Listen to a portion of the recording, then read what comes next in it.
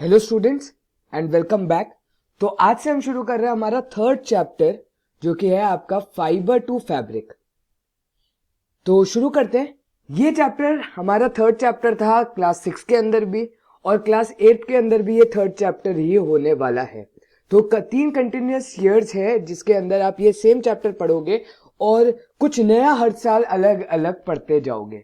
तो इस बार इस चैप्टर के अंदर क्या है, हम लोग स्पेसिफिकली वुल के बारे में बहुत अच्छे से पढ़ेंगे और सिल्क के बारे में, मतलब हम लोग जो एनिमल फाइबर है उसके बारे में बहुत ही ज्यादा डिटेल में पढ़ने वाले हैं और अगले साल सिंथेटिक फाइबर्स के बारे में डिटेल में पढ़ेंगे। और पिछले साल आपने क्या देखा था, प्लांट फाइबर्स के बारे में डिटेल में आपने कॉटन जूट देखा था। ठीक है, तो ऐसे ही हमने step by step 3 different years में फाइबर्स अलग अलग हम लोग पढ़ेंगे। तो शुरू करते हैं इस चैप्टर को। In class 6, you have learnt about some fibers obtained from plants. You also learned that wool and silk fibers are obtained from animals. ठीक है, ये हमने देख लिया था। Wool is obtained from the fleece या फिर hair of sheep और yak. Silk fibers come from the cocoons of silk moth. तो ये चीज तो हम लोग देख चुके हैं पिछले साल। Do you know which part of the sheep body yields fiber? Are you aware how these fibers are converted into the woolen yarn that we buy from the market to knit sweaters? Do you have any idea how silk fibers are made into silk, which is woven into sarees? In this chapter, we shall try to find answers to these questions. तो ये chapter के अंदर हम ये सारे answers ढूंढने वाले हैं। तो बेसिकली सबसे पहले वुल से शुरू कर रहे हैं हम लोग। ठीक है, एनिमल फाइबर जो कि क्या है, वुलन सिल्क। मैंने पीपीटी नहीं बनाई, ये जितना है, ये आज जो हम लोग 2.5 पेजेस पढ़ने वाले हैं, ये ऐसा था कि बहुत ही सिंपल है, सिर्फ वर्ड्स हैं, मतलब नॉर्मली सिर्फ रीडिंग है। जब नेक्स्ट पार्ट है आपका पूरा का पूरा वुल का पार्ट, उसमें मैं आप लोग को पूरा का पूरा सिस्टमैटिक, क्योंकि उसमें मुझे पीपीटी की जरूरत है, ब्लैंक स्लाइड की जरूरत है, कुछ समझाना बहुत ज्यादा इंपॉर्टेंट है, तो उसमें वो चीज मैं करूंगा।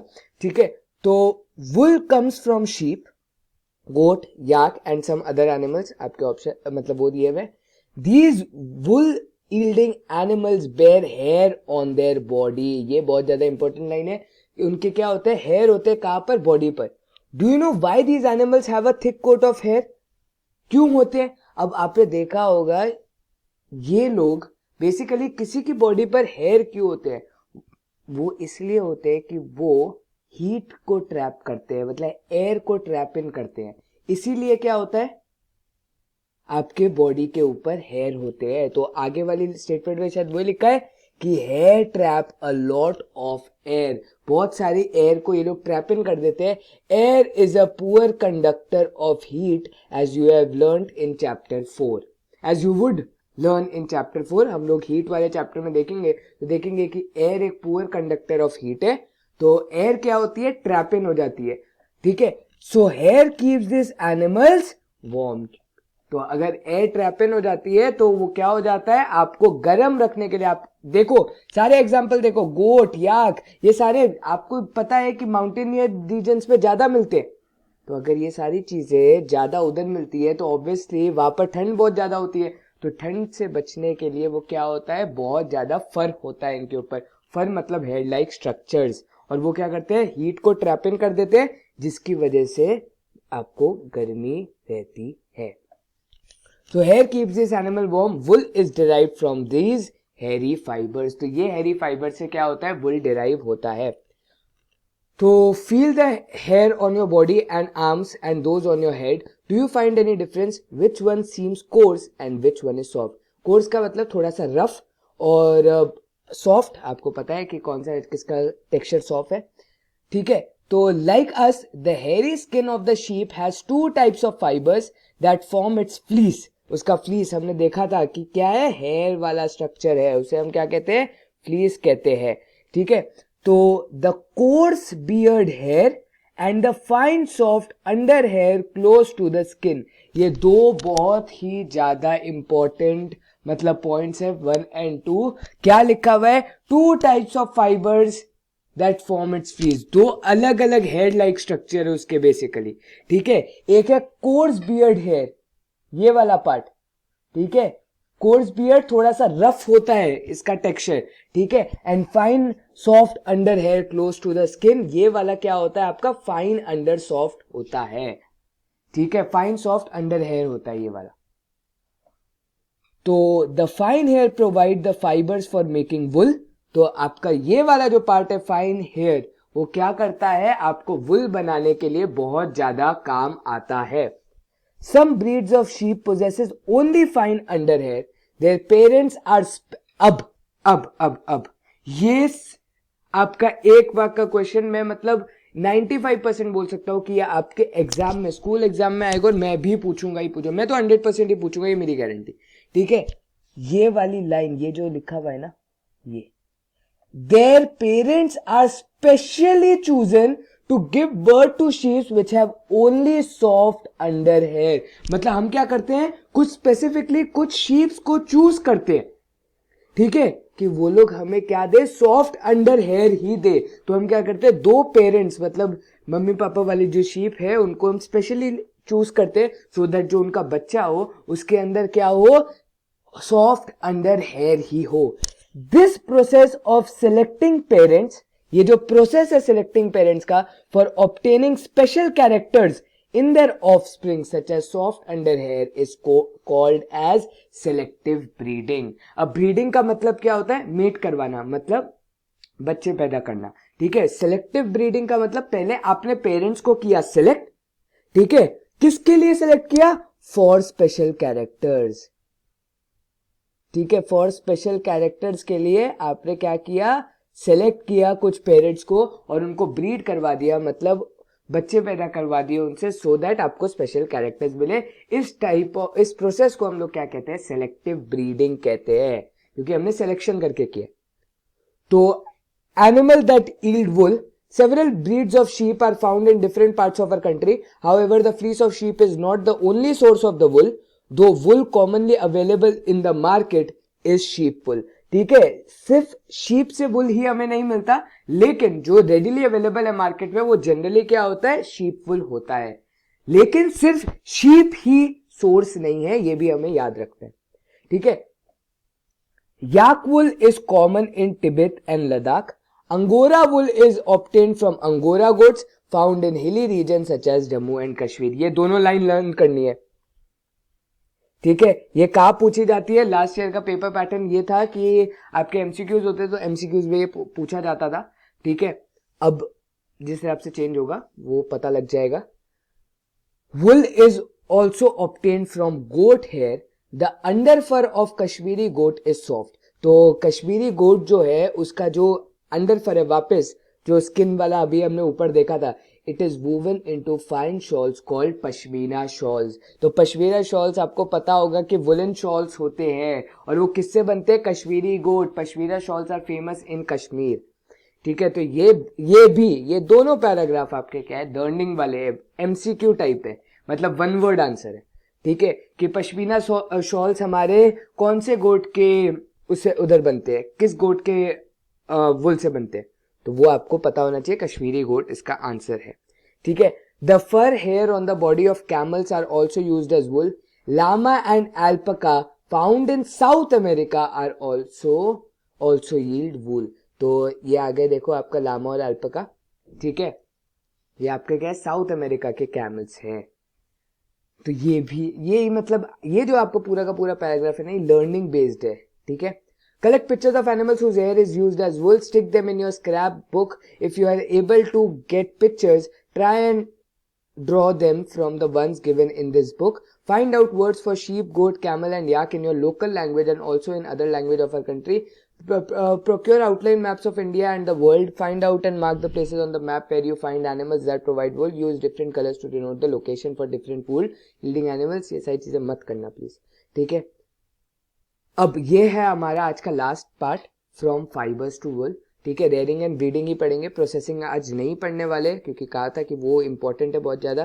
ठीक है, और फिर सम इंडियन ब्रीड्स, ये भी लर्निंग वाला पार्ट है, सिर्फ एक बार बता दूंगा। चलो तो बढ़ते हैं। From fibres to wool, for obtaining wool sheep are reared, there hair is cut and processed into wool. उनका क्या होता है, हेयर कट होता है और प्रोसेस क्या होता है वुल के अंदर। ठीक है, let us learn about this process. तो उसका जो फर्स्ट स्टेप है वो हम लोग आज सिर्फ देखने वाले हैं, rearing and breeding of sheep. तो रेयरिंग एंड ब्रीडिंग का क्या मतलब होता है, आप लोग बहुत सारे शीप को क्या कर रहे हो, ग्रो करवा रहे हो और उनको फिर ब्रीड करवाते हो कि उनके बच्चे अच्छे पैदा हो। ठीक है। तो if you travel to the hills in Jammu and Kashmir, Himachal Pradesh, Uttaranchal, Arunachal and Sikkim, और the plains of Haryana, Punjab, Rajasthan and Gujarat, you can see shepherds taking their herds of sheep for grazing. Sheep are herbivores, prefer to grass and leaves. Apart from grazing sheep, rearers also feed them on a mixture of pulses, corn, jowar, oil cakes left after taking out the oil from the seeds, and minerals, ये सब पर भी और खाना खिलाते हैं.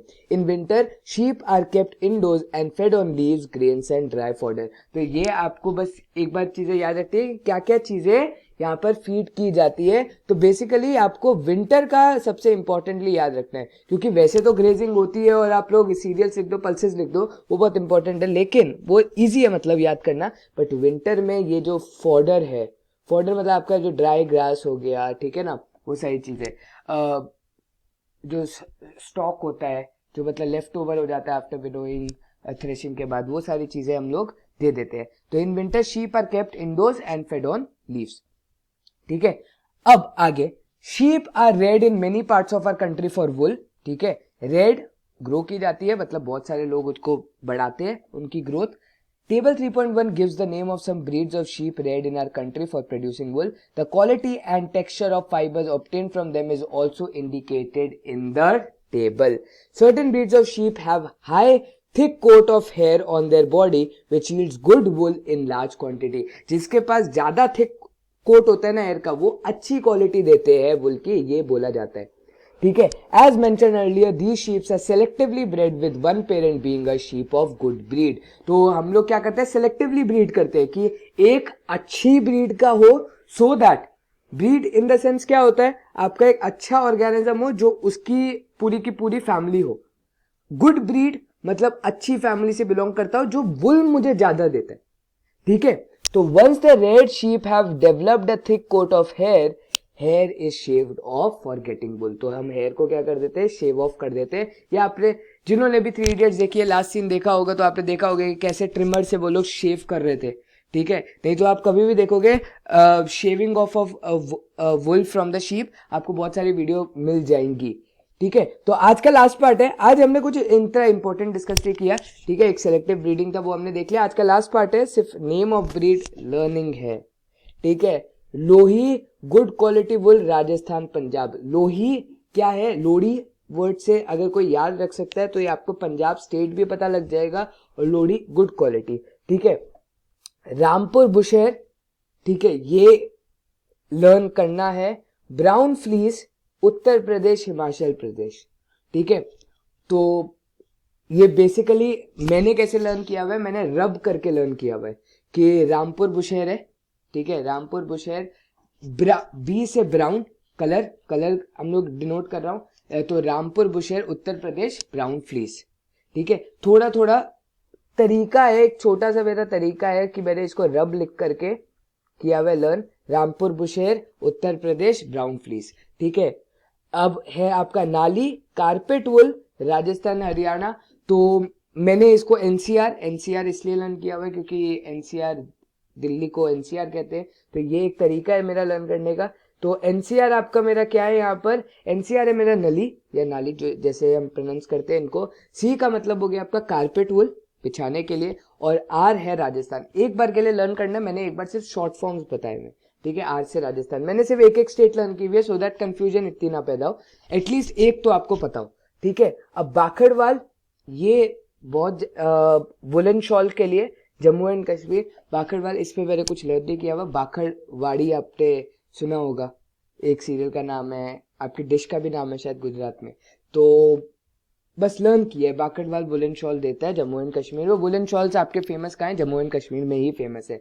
ठीक है. मारवाड़ी, ये तो बहुत सिंपल है, कोर्स वुल, गुजरात. ठीक है. मारवाड़ी नाम से ही बहुत लोग हैं. और पठानवादी फॉर हॉइजरी, गुजरात. तो ये एमपी जी, मतलब ये जो आपके दोनों वुल हैं, गोट हैं.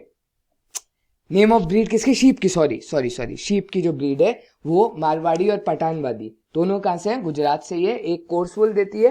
ठीक है. एमसी, और ये आपका है पीएच. एमसी पीएच एक तरीके से आप लर्न कर सकते हो, और दोनों क्या है, गुजरात का ही है. मारवाड़ी आपका कोर्स वुल है और पठान वादी आपका क्या है, हॉइजरी आपको देता है। तो ये आपको लर्न करना पड़ेगा। इस मतलब टीचर आपको बता देंगी कि कितने लर्न करने हैं, क्योंकि वो उन्हीं में से पूछती है, क्योंकि यहाँ पर बहुत सारे नाम है, इतने लर्न करना मुश्किल है। ये एसएस नहीं है, साइंस है, थोड़ा फर्क है, ठीक है। तो आज का लेक्चर यहीं पर होता है खत्म, कुछ ज्यादा नहीं था। सेलेक्टिव ब्रीडिंग की डेफिनेशन वापस आप रीड कर लेना, ठीक है, एक बार लिख लेना उसको, और ये टेबल एक बार बना करके अगर लर्न कर सकते हो तो ये वेल एंड गुड हो जाएगा, ठीक है। तो this is it from this video. I hope आपको समझ में आ गया होगा। नेक्स्ट क्लास आपका टेस्ट है तो वो याद रखना, ठीक है, उसके लिए पढ़ लेना आराम से। This is it from this video. घर पर सेफ रहो। Thank you for watching. हम लोग अगले वीडियो में मिलते हैं, जो कि होगी आपकी ट्यूसडे शायद, ठीक है। So thank you for watching. Thank you.